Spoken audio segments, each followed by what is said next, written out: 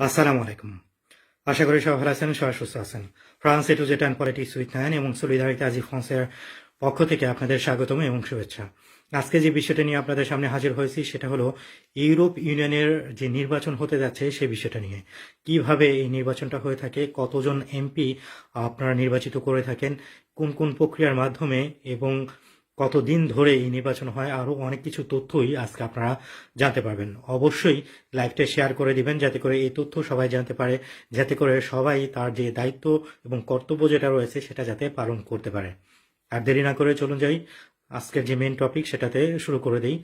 Europe ইউনিয়নের নির্বাচন যেটা কিনা হবে হলো 6 তারিখ থেকে, জুন মাসের 6 তারিখ থেকে শুরু হবে, 9 তারিখ পর্যন্ত এই নির্বাচনটা হবে।